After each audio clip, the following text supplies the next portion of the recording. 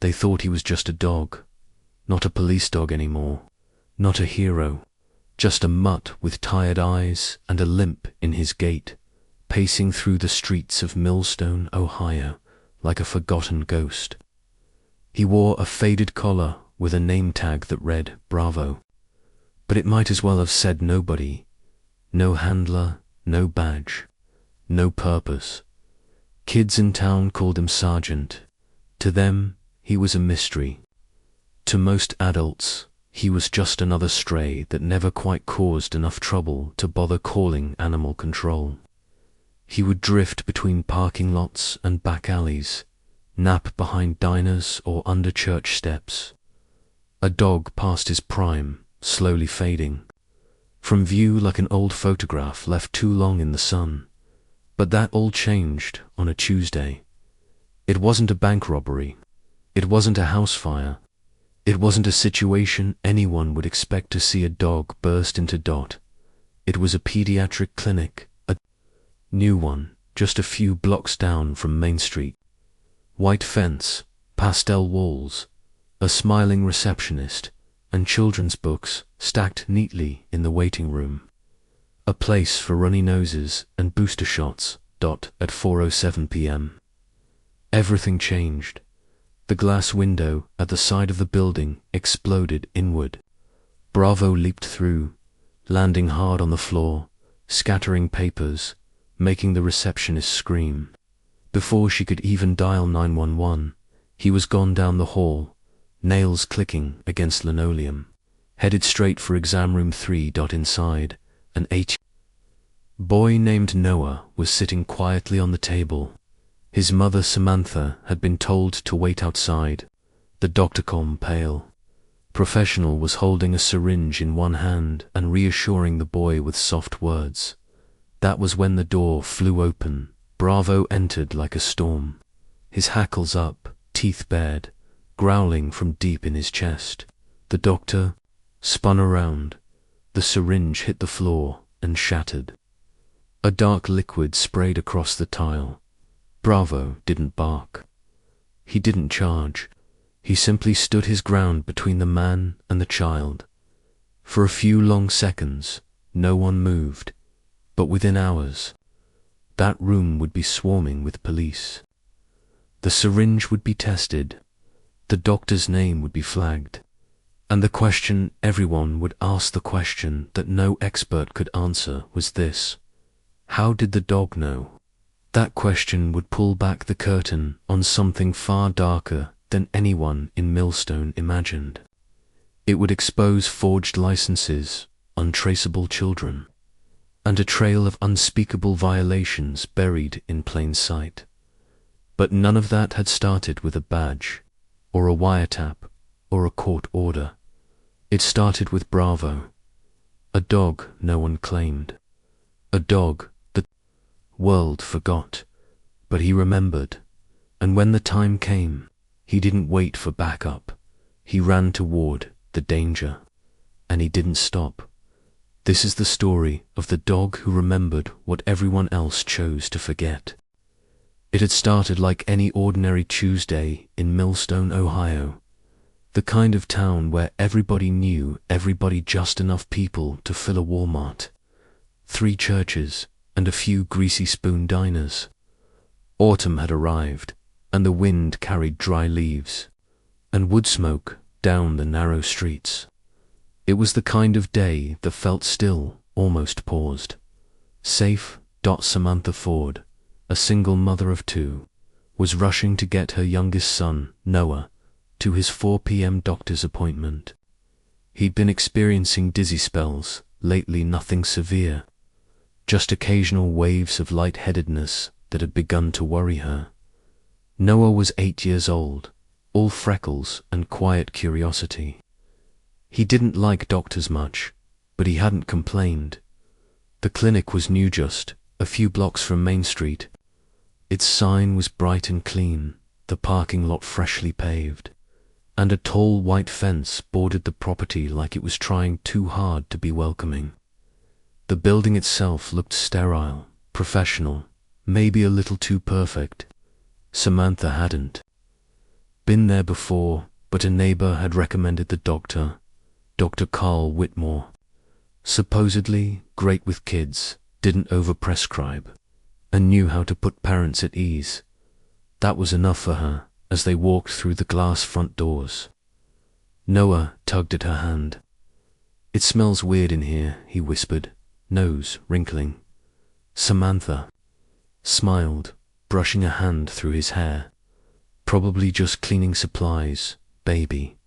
But she smelled it too, not bleach, not rubbing alcohol. Something faintly metallic, sharp in the back of the throat. She tried to shake it off. The receptionist barely looked up as they entered, her eyes flicking nervously to the clock on the wall. A television mounted in the corner flickered with muted cartoons, the colors too bright, the sound too silent. There were no other patients, no laughter, no fussing toddlers. Just them, after a few moments. A nurse appeared, a woman in her 40s, with a clipboard and a ponytail pulled too tight, giving her a look of constant disapproval. She called Noah's name. Samantha rose to follow, but the nurse blocked the doorway with a forced smile. "Actually, we're just doing a basic checkup today," she said. "You can wait out here. It'll be quick." Samantha hesitated. "Are you sure?" The nurse's smile tightened, eyes not quite meeting hers. "He'll be just fine." Something in her voice made Samantha's stomach turn, but she didn't argue. Noah gave her a small wave as he disappeared down the hall, and the door clicked shut behind him. Across town, Bravo was already moving. No one saw it happen. He had been resting beneath a bench near the library, eyes closed but ears twitching, when something stirred in him. Not a scent, not a sound. Something deeper, a feeling, a pull. He stood slowly, sniffed the air, and then began to walk. Then trot, then run. People watched him pass, puzzled but unalarmed. It wasn't unusual to see Bravo making his rounds. Some even left scraps out just for him. He had become a part of the town's rhythm, but this time was different. He didn't pause at the bakery or glance toward the firehouse. He ran east, toward the edge of town, toward the clinic, and he didn't stop. Inside exam room 3, Dr. Whitmore closed the door gently behind him. A faint beep followed, and a small magnetic lock engaged. Subtle, nearly silent, but very real. He turned to Noah with a smile that didn't quite reach his pale eyes. His skin looked oddly colorless, like someone who spent too much time under fluorescent lights. He rolled up his sleeves slowly, revealing long, narrow forearms with no hair. "Your mum says you've been feeling dizzy," he said, almost cheerfully, as he walked to the counter. Noah nodded. Sitting rigid on the exam table, sneakers not quite touching the floor. "Just a quick booster," Whitmore added, lifting a syringe and holding it to the light. "It'll help your blood get stronger." Noah frowned. "I thought I wasn't due for any shots." Whitmore didn't answer. He turned toward the boy, syringe in hand, and took a step forward. Outside, Samantha's phone buzzed her boss, calling to ask if she could swap a shift. She stepped outside to take the call, pacing slowly in the breeze, not knowing that behind the clinic's walls, Bravo was already approaching. First, it was a low bark, distant, curious. Then it became louder, urgent, deliberate. People on the street turned to look. A blur of fur and muscle streaked past the fence. Bravo reached the clinic in seconds. He didn't bark again. He didn't hesitate. A side window had been left cracked open enough for a paw. Then a head, then the full weight of a determined dog. Glass shattered as Bravo forced his way in. The receptionist screamed, grabbing for the phone. But he was already gone. thundering down the hallway, nose raised, eyes locked on one specific scent. Not blood, not food, something chemical, something wrong. Room 3, the door exploded inward. Whitmore spun. Noah screamed. The syringe slipped from the doctor's hand and crashed to the floor. A dark liquid sprayed across the tile dot. Bravo stepped forward, positioning himself between the child and the man. Teeth bared, growl rumbling like distant thunder.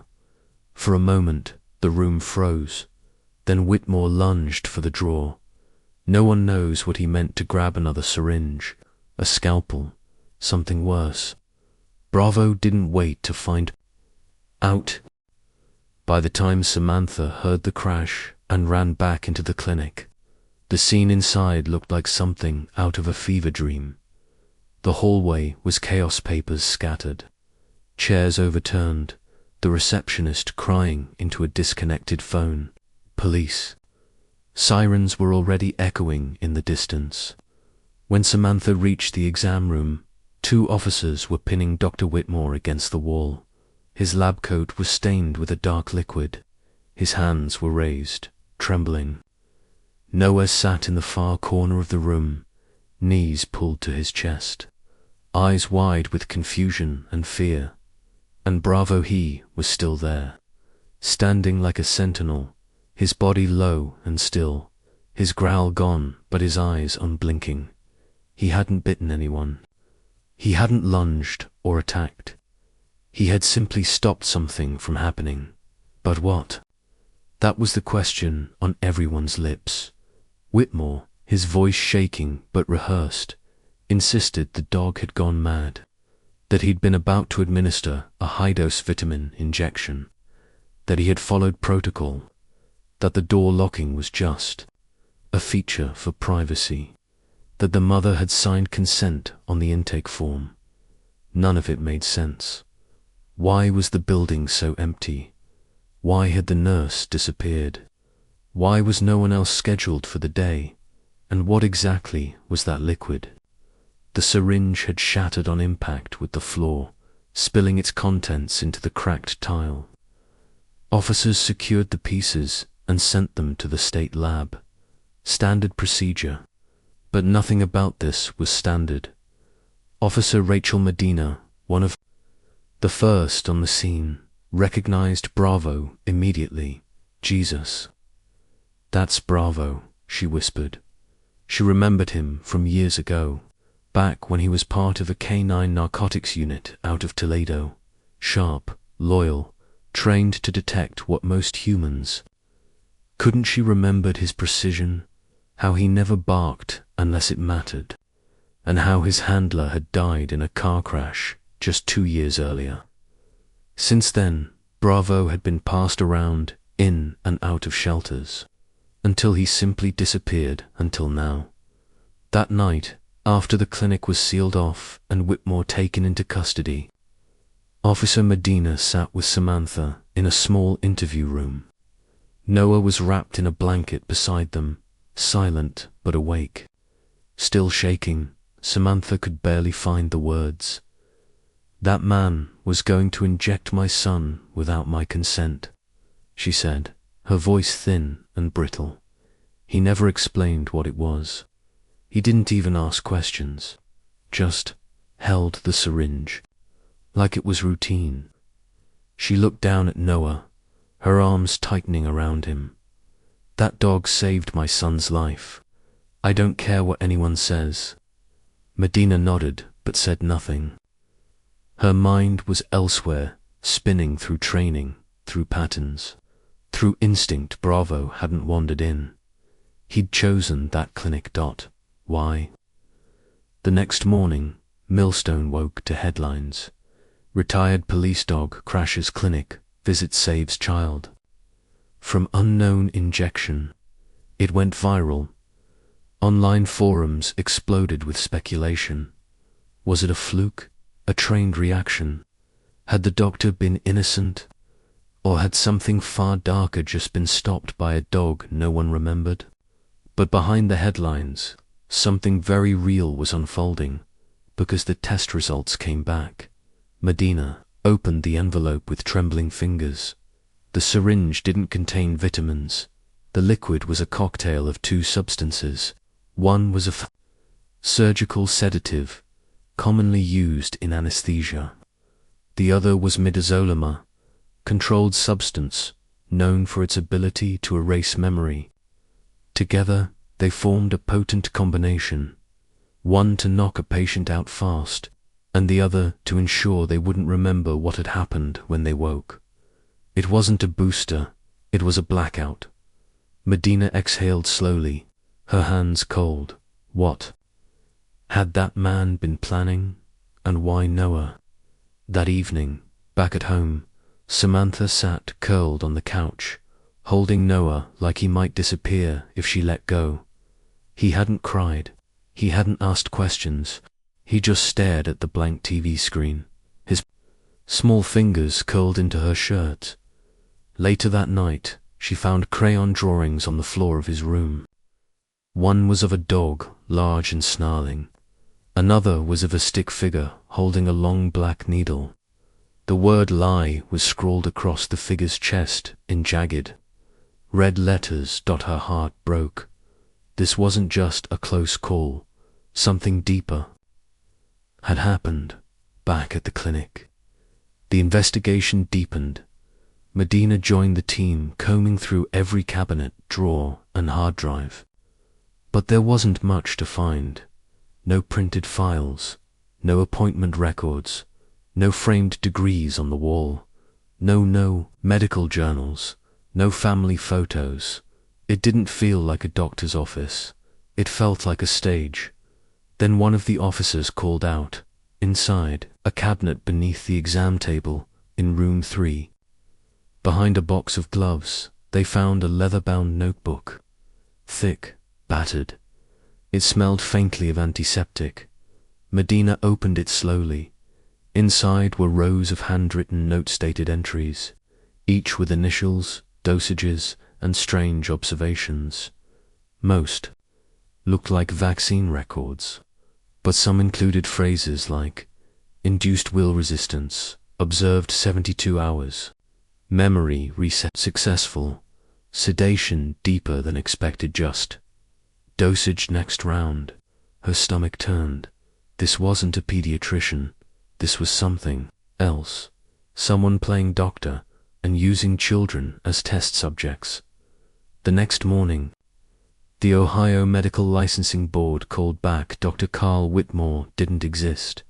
The license number listed on the clinic's website. It belonged to a deceased dentist from Kentucky. The man, now sitting in a holding cell, wasn't a doctor at all. In fact, he had used at least 4 aliases over the last 10 years. Each time, he opened a temporary clinic.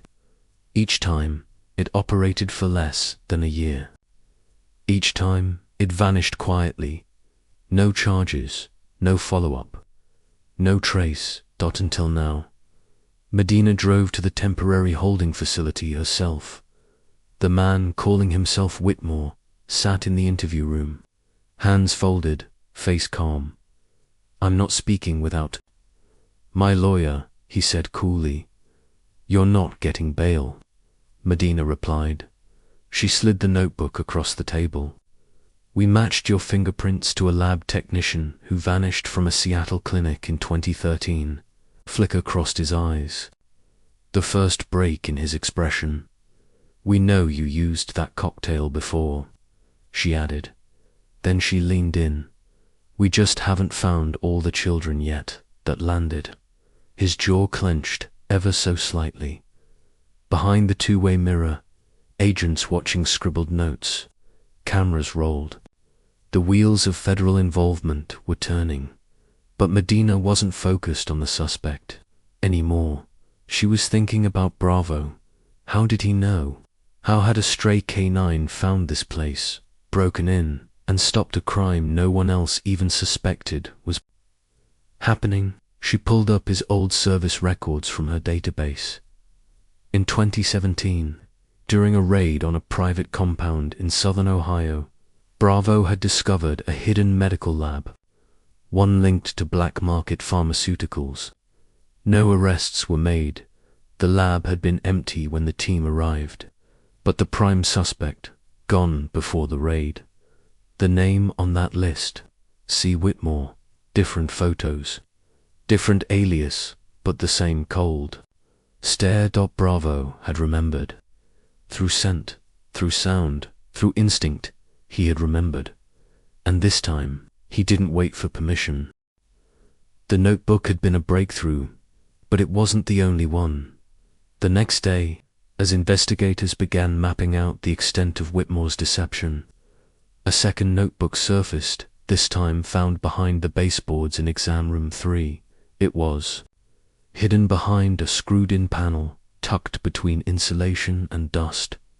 Whoever had put it there hadn't expected to be caught. Not soon, not ever. It was smaller than the first.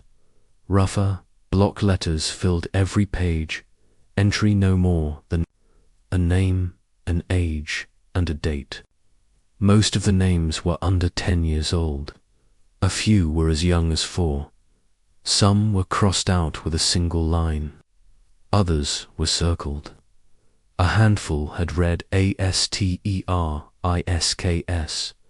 Officer Rachel Medina sat at a metal desk in the back of the Millstone Police Department, staring at the list in front of her, a sinking feeling crawling through her gut. 27 names, all children. She picked up her pen, but didn't write, because something was wrong. None of the names, not a single one, came up in any national database. No school records, no immunization logs, no reports of them missing. It was like they'd never existed. Across town, Samantha Ford sat at her kitchen table with Noah beside her. She had her phone on speaker, Rachel on the line, both of them staring out their windows into the same kind of silence. But how could that be? Samantha asked, her voice trembling. How could there be 27 children, and not one person noticed they were gone? We're not sure yet, Rachel replied. We've run the names through everything: school, enrollment, foster care records, even Medicaid files. Most of them just don't show up. Not officially. Samantha's voice cracked. Then, who were they? There was a pause. We think, Rachel said carefully, some of them may have come through the foster system, or private group homes, places with gaps, places nobody watches too closely. Samantha said nothing. She didn't have to. The horror was already forming in both their minds. Someone had built an entire clinic to target children who wouldn't be missed. It wasn't just horrifying. It was strategic, cold, calculated, evil. Later that week, Rachel made a call to the State Bureau of Investigation. By sunrise, 2 federal agents arrived in Millstone. Agent Marcus Kohler, quiet man with the posture of a soldier and eyes like he hadn't slept in months, and Agent Tessa Grady, whose every movement suggested she already knew how this story would end. They wasted no time. We're not looking at a one-off, Grady said after reviewing the 2 notebooks and Whitmore's forged medical credentials. This is part of a pattern, a network. How big? Medina asked. Cole exhaled through his nose. Unknown. But we've seen similar setups in at least 3 other states. Same structure: temporary lease, no EMR system, no billing through insurance, just cash or free community wellness visits, always near underprivileged neighborhoods, places where families won't question too much, Grady added, where it's easier to slip through. So this isn't about money, Medina said quietly. Grady shook her head. No, this is about access. As the agents began assembling a task force, Bravo became something else entirely. Not just a K-9, not just a stray. He became a legend. News. Cameras camped outside Samantha's home, hoping to catch footage of him, curled in the grass or padding quietly behind Noah like a silent shadow. People left gifts by the fence dog bones, toys, thank you cards. A bakery sent a cake shaped like a German shepherd, but Bravo didn't care about the attention. He only cared about one thing, Noah. He didn't leave the boy's side.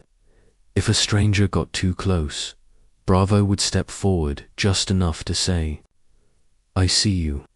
Don't try anything." And Noah Hay still wasn't talking much. But at night, Samantha could hear him whispering to Bravo. Full conversations, one-sided and soft. Sometimes fears, sometimes secrets. "He's going to come back," Noah whispered one night, when he thought no one was listening. "People like him always come back." Samantha didn't know how to answer that, because part of her believed it too. Then, a breakthrough. Investigators finally got a hit on one of the names in the second notebook. Maria G., age 7. It wasn't much, just a single fingerprint scan from a failed school enrollment attempt in Phoenix, Arizona. But it was enough. The trail led to a no-defunct group home called Hope's Creek Family Services. It had shut down in 2019 after a whistleblower accused them of neglect. No charges were ever filed. Agent Grady delivered the update with her jaw clenched. "We believe Whitmore applied to volunteer at that home in 2018. Pediatric consultant.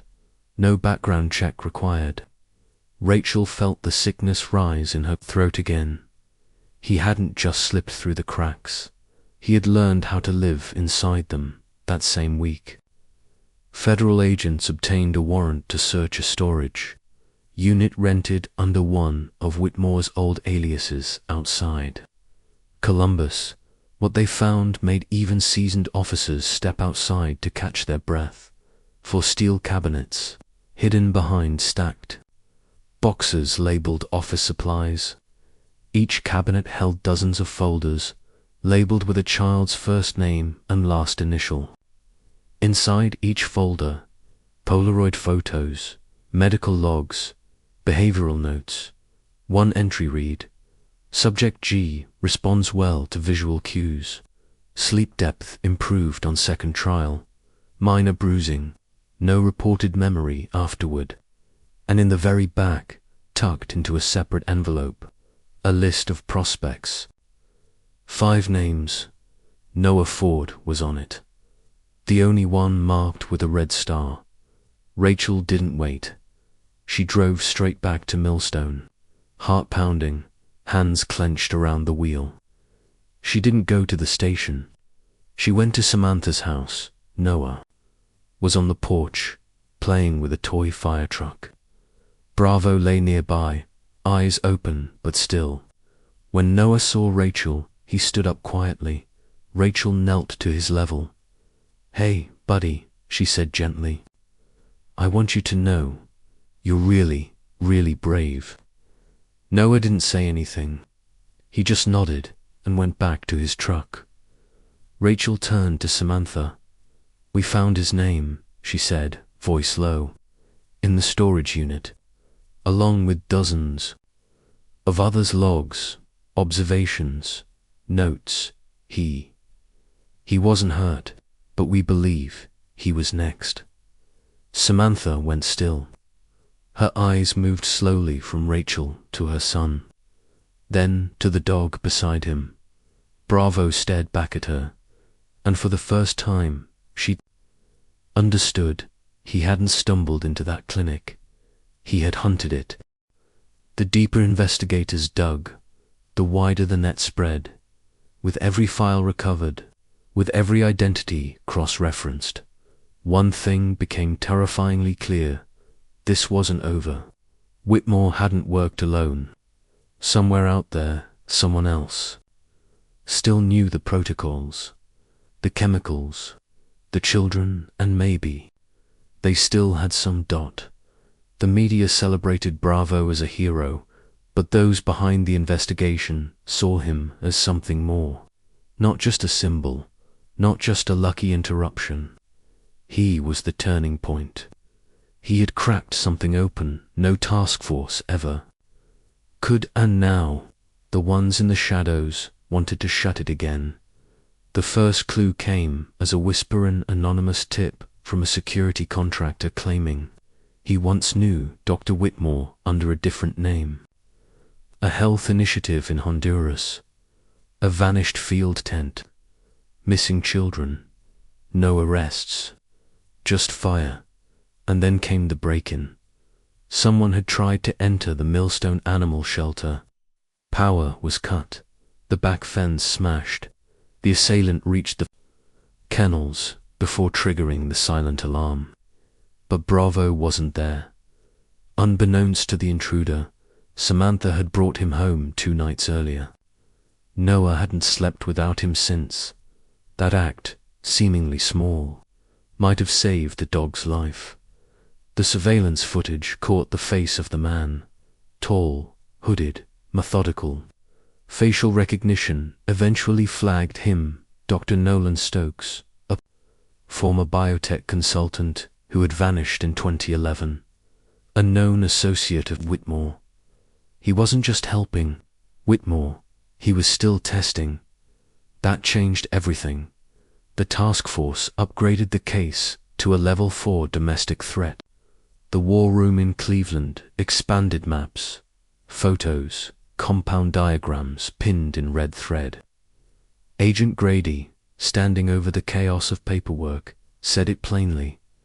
If they're watching Bravo, we make them look so. The team set a trap. They created a fake report. Bravo was being moved to a behavioral research facility near Columbus. The location was public.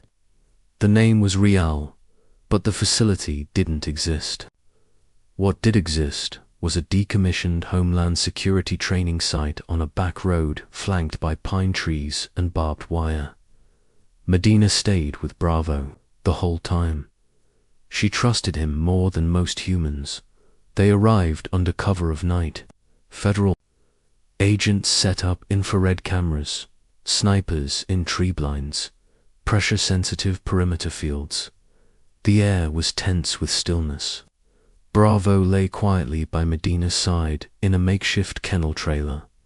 He wasn't pacing, he wasn't growling, but his ears twitched, nose lifted. He was waiting. At 3:42 a.m., the sensors picked up movement. One figure.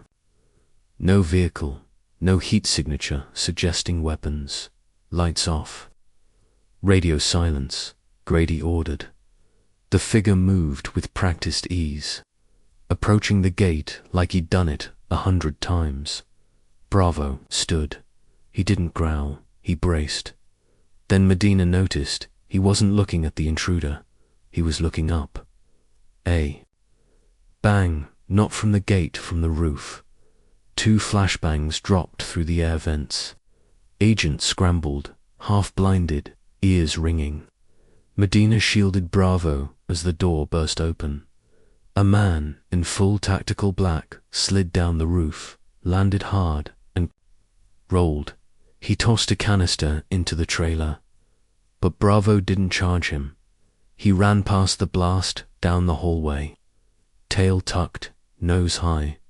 That's when they realized there were 2 of them. The decoy had drawn their focus. But the real operation was deeper.